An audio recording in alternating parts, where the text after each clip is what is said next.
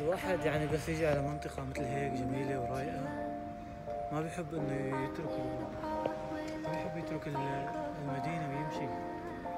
يعني شوف تتمنى تضلك هون، تضلك قاعد هيك صافن بهالدنيا ومشاكلك.